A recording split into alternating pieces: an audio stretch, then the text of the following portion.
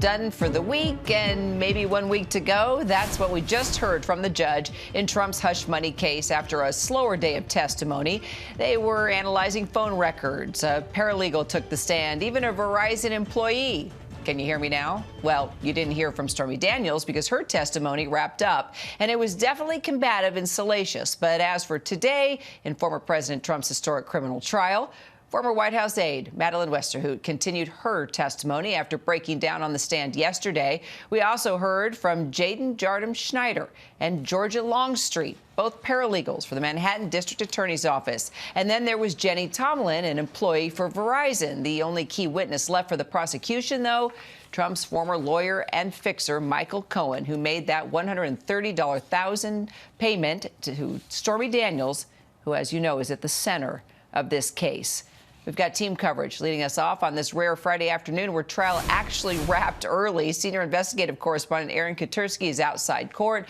Also, executive editorial producer John Santucci and legal contributor and trial attorney Brian Buckmeyer join us. So I guess happy hour starts early today, folks. Aaron, testimony wrapped up for the week. A parade of witnesses came through. Kind of catch us up to speed with the highlights. Well, the most interesting point may have been right at the end when the prosecutor, Josh Steinglass, stood up and said that there are only, in all likelihood, 2 more witnesses left. We know one of them is Michael Cohen, and he said the prosecution could rest its case at the end of next week. Today, the testimony did take a marked turn after the dramatic testimony offered by Stormy Daniels. The focus returned to the records at the heart of the case. We heard phone logs, talked about tweets, text messages, and other records that prosecutors introduced to the jury through these custodial witnesses. We didn't hear a lot of substance about the records.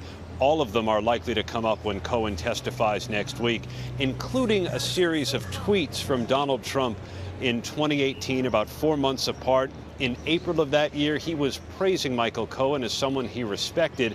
But after his guilty plea and his agreement to testify before Congress, Donald Trump turned on him and said, if you need a good lawyer, do not hire Michael Cohen. Well, Madeleine Westerhout, John, was once deep in Trump's orbit, but left on bad terms after those off-the-record comments to reporters, telling them all the intimate details about the president's personal life, including that he didn't want to be photographed with his daughter Tiffany because of her appearance. How impactful was her testimony?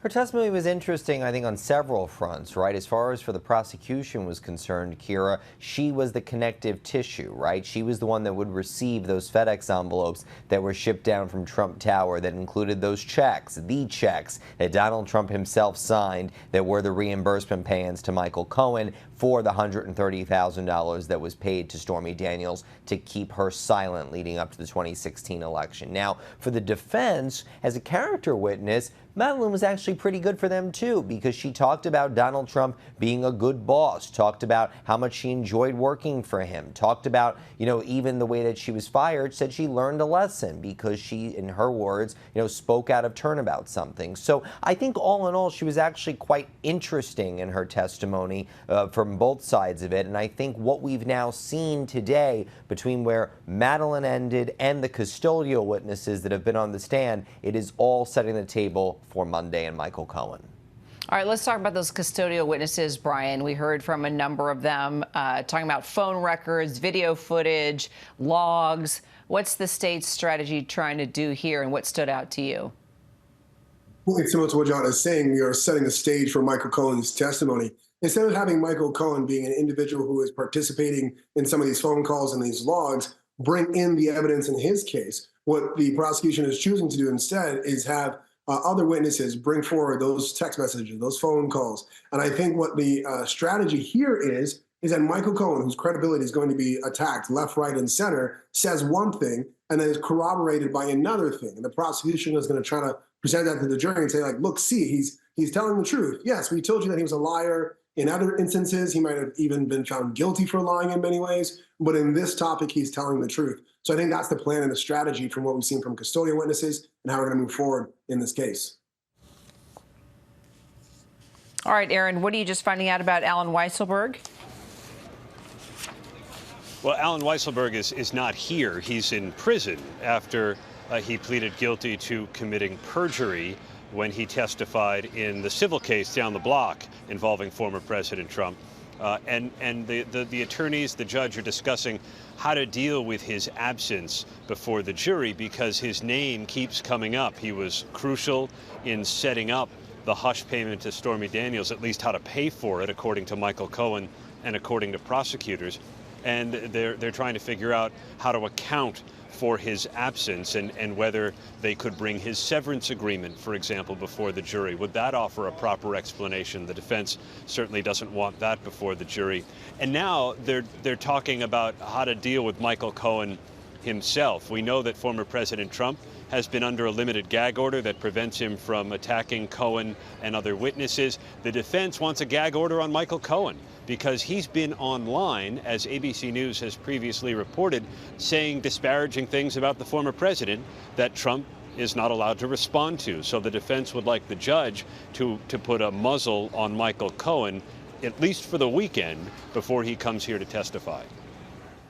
And as expected, John Trump came once again with a posse of support. So are these folks just a safety blanket, or are they helping with the messaging here?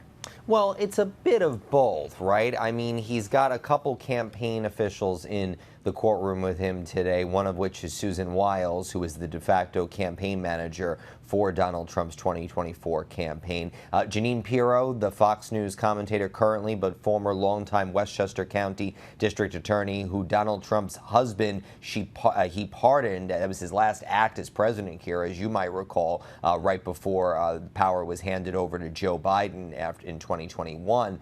She was in the courtroom, Donald Trump patting her on the back as he exited during one of the breaks earlier in the day. And look, Pirro, along with many of the other, conservative media hosts that were in the courtroom yesterday, including Greg Kelly, whose father was the former NYPD commissioner, they are a very powerful voice box for Donald Trump. So Jeanine Pirro being in the courtroom today, giving her perspective, is going to be very different because no matter what happened in the courtroom today or yesterday, she's obviously going to be very pro-Trump and can create an image for Trump supporters that, frankly, many people can't because, as we all know, Kira, unfortunately, New York State does not allow cameras in court. Yeah, and I'll tell you, if those cameras were there, it would be an even bigger media circus. Yeah, exactly. Okay, so Aaron, just kind of, first of all, why did we wrap early today? It was a nice little Friday celebration that it ended a few hours early. What's the purpose behind that? Because they definitely did get through a number of witnesses today in court. Yeah, these were all witnesses to get the records into the record. We looked at phone logs, tweets, text messages, and other documents and records that are likely to come up during the testimony of Michael Cohen, who is probably the next to last witness for the prosecution. There may be a summary witness. Prosecutors said, depending on how the cross-examination goes, they could rest the case as soon as next week. I'll tell you, former President Trump spent most of the day not listening a whole lot to these custodial witnesses. You saw he came out with a stack of papers. He was very busy all during the trial today, marking up those papers, perhaps preparing what he wanted to highlight in his hallway remarks just now. But he was pretty intent all day in marking up those papers, where the jury was, I think, a little sleepier. After the dramatic testimony of Stormy Daniels, it was a much more subdued day. But it did end outside the presence of the jury with an admonishment for Michael Cohen. The defense had asked the judge to slap him with a gag order because he's been online so often saying disparaging things about former President Trump, and the defense complained Trump can't respond because of the gag order that he's under. The judge declined to go that far, but he did ask the prosecutors to instruct Cohen as a message from the bench to cool it this weekend before he comes to court. Yeah, the judge saying, I would direct the people to communicate to Mr. Cohen that the judge is asking him to refrain from making any more statements about the case. John, Michael Cohen is very much like the former president. He's going to push the limits as far as he can go. Yeah, well, the big thing here, Kira, is that he had made a statement several weeks ago to say on X, formerly Twitter, that he was not going to be commenting on the case going forward. However, Kira, he kept doing so on TikTok. Michael Cohen, every night around 10 p.m., hosts a show on TikTok. ABC News was first to report on this, Kira. As you'll recall, our team, Will Steeken and Olivia Rubin, breaking this story because they watched these videos that Michael Cohen was doing. 10 p.m., going on for hours, doing exactly what he said at one point he wouldn't do. He commented about the case significantly. Even this past week, Kira, Will Steeken and our team observed it again, just because we've been keeping an eye on it. We saw Michael Cohen wearing a T-shirt. The T-shirt had a picture, a caricature, if you will, of Donald Trump behind bars. That is something that clearly the prosecutors do not want him to be doing. They don't want him to be talking about this case in any way, shape, or form, because all they're doing is doing exactly what happened in court today, giving material to the defense, Donald Trump's lawyers, to step up and say to the judge, what's going on here? So, Brian, isn't Michael Cohen kind of taking a risk here? Because if you look at what this case is all about, it's the bank account that was set up to make these payments to Stormy Daniels to be quiet. And Michael Cohen has laid out every intricate detail of how he did that and how it happened. And we've seen the documents and we've heard from the banker, and he's stuck to that story. But when he goes off and does,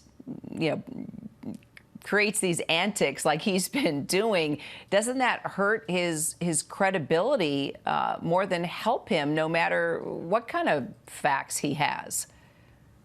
Oh, I think it does more than hurt. It damages him extensively to the point that a number of things. For one, what John just said, spot on. If I was Donald Trump's attorneys, I would just take a recording of what he just said in terms of why Michael Cohen should have a gag order and see how his words can potentially affect the trial and the proceedings. That's why Donald Trump has a gag order. What Michael Cohen is doing is not just harming his own credibility. I would argue it's harming the case as well, because this case is built largely on his word. And if his word gets destroyed, it's not just saying, oh, he's a liar, but it's also saying, why did we ever bring this case? Which is one of the major arguments that Donald Trump is having here. And so I think in him having these outbursts and speaking this way, no, it doesn't help the defense. It doesn't help the prosecution in any way. Brian, Aaron, John, thanks, guys.